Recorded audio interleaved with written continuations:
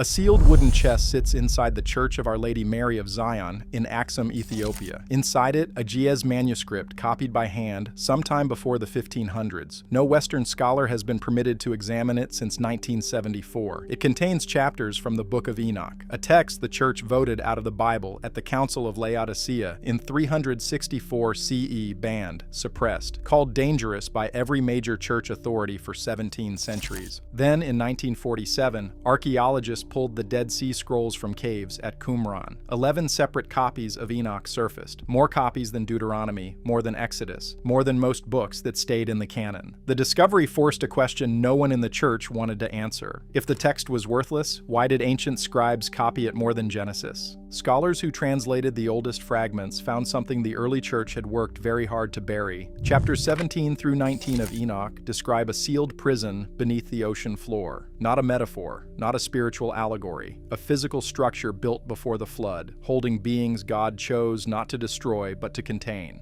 Enoch names what is inside. He describes the materials. He records why the door cannot be opened until the final judgment. If forbidden biblical history fascinates you, hit subscribe. Every week we uncover what was removed from Scripture. But here's what makes this stranger. The passage appears in two separate sections of the text. Chapters 17 through 19 belong to the Book of the Watchers. Chapter 69 belongs to the Parables. Fragment 4, Q206, stored at the Israel Museum's Shrine of the Book in Jerusalem, preserves Aramaic text from chapter 17 radiocarbon dated to approximately 100 BCE. The Ethiopian Ge'ez manuscript at Aksum preserves the complete version of both sections. Dr. Michael Knibb, whose 1978 Oxford translation remains the scholarly standard, identified chapter 17 as containing geographical language inconsistent with symbolic literature, compass directions, depth measurements, terrain descriptions, not the vague cosmic imagery of apocalyptic writing, something closer to a geological survey filed after mapping a site,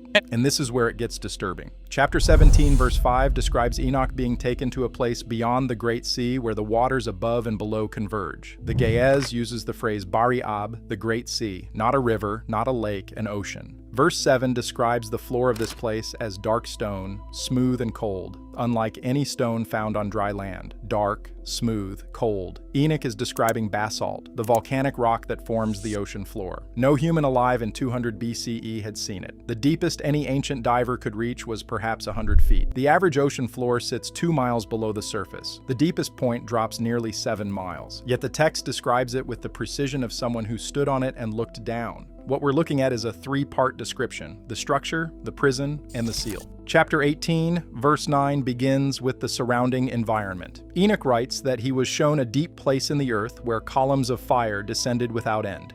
Pillars of superheated material rising from the ocean floor, glowing orange and red in total darkness. Modern oceanography calls these hydrothermal vents. The hottest reach 750 degrees Fahrenheit. Ancient Enoch called them pillars of fire. Same phenomenon, different millennium. But the text does not stop at the landscape. What follows in chapter 18, verse 11, is the prison itself.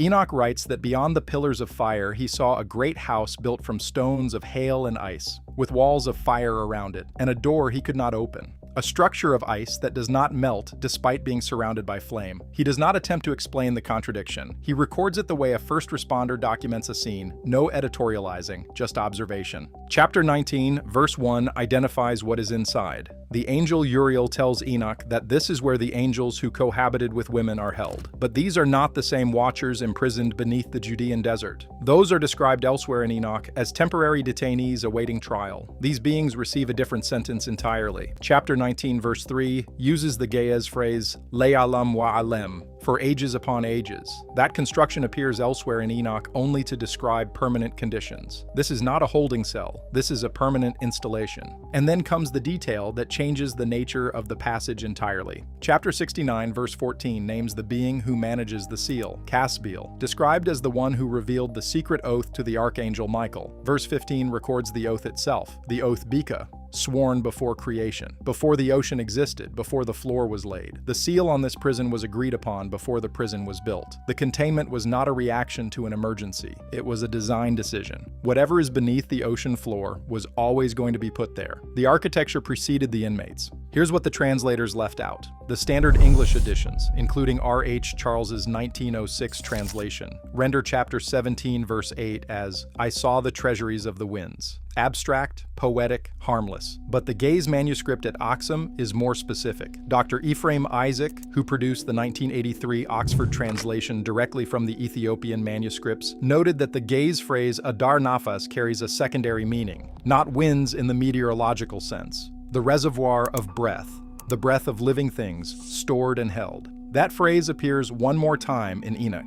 Chapter 61, verse 5 uses the identical Ge'ez construction to describe the breath of the righteous dead being preserved until resurrection. Same word, same syntax, two different contexts. In chapter 61, it describes souls awaiting resurrection. In chapter 17, it describes whatever is sealed beneath the ocean floor. The text applies resurrection language to the contents of a deep-sea prison. The parallel is not metaphorical, it is structural. The part that should not be possible is this. In 2020, a research team at the Japan Agency for Marine Earth Science and Technology drilled sediment cores from the ocean floor of the South Pacific Gyre, the most biologically barren region of the deepest ocean on Earth. Inside the cores, buried under more than 200 feet of sediment and rock layers over 100 million years old, they found something alive. Microbial cells, dormant, still metabolically active, still consuming oxygen at a rate so slow that a single breath by their measurement takes 10,000 years. The lead researcher, Dr. Yuki Morono, described the organisms as existing in a state that had no scientific category. Not alive in any conventional sense. Not dead, just waiting. In 2022, a second team from the Woods Hole Oceanographic Institution drilled sediment cores from the North Pacific and confirmed the findings. The organisms showed genetic markers unlike anything in the surface biosphere. They were not surface life that had sunk and adapted. They were something else entirely. The paper, published in Nature Microbiology, described them as a previously unknown branch of life isolated from the surface world for geological timescales. Isolated, sealed, alive. A previously unknown branch. Enoch wrote the same description in different language 2,200 years earlier. What is down there is not like what is up here. Now here's where it gets active. In 2019, a Norwegian oceanographic research vessel called the Kronprins Haakon, operated by the Institute of Marine Research, conducted a deep-sea survey approximately 800 miles west of Namibia. The instruments detected acoustic signatures at a depth of 4 miles that the ship's sensors could not classify. The lead researcher filed a preliminary report with the Norwegian Research Council describing the signals as inconsistent with any known geological or biological source at that depth. The report was classified as a restricted internal document. A summary appeared in 2021 with the acoustic data section redacted. 2 requests filed under Norwegian Freedom of Information law to access the full report have been declined without explanation. Now let me be clear, I am not claiming there are supernatural beings sealed inside a palace of ice at the bottom of the Pacific. The Book of Enoch is not a submersible operations manual, but what the text describes, read without theological filters, matches what modern deep ocean science keeps confirming. Living things in the deepest, coldest, darkest parts of the ocean floor, metabolizing in slow motion, sealed under geological layers older than complex life itself. Not dead, not alive by any standard definition, just persisting. Enoch had no submersible, no sediment drill, no sonar, no way to know anything about the ocean below a few hundred feet. He should not describe a sealed structure on a dark stone floor beside pillars of fire, containing something that still breathes. And yet the text sits there, in Gaze and in Aramaic, in fragments recovered from Qumran, in manuscripts locked behind church walls in Aksum, saying what it has said for over 2,000 years. What we have to confront is the simplest explanation that fits the evidence. If the ocean floor is made of dark, smooth volcanic basalt, if hydrothermal vents shoot fire upward from that floor, if dormant living organisms exist sealed beneath centuries of sediment in the deepest ocean, and if a text written before the Roman Empire describes all of that in plain language, alongside a sealed prison containing beings that are not dead, then the text is not mythology, it is documentation. Enoch went somewhere, or he was shown something. He recorded it with the flat, clinical tone of a man filling out a property deed. The chamber he describes, dark stone floor, walls of fire, house of ice, the door with no handle on the outside is either a symbol we have misread for 22 centuries or it is exactly what Enoch says it is. A real structure, in a real place, beneath the real ocean.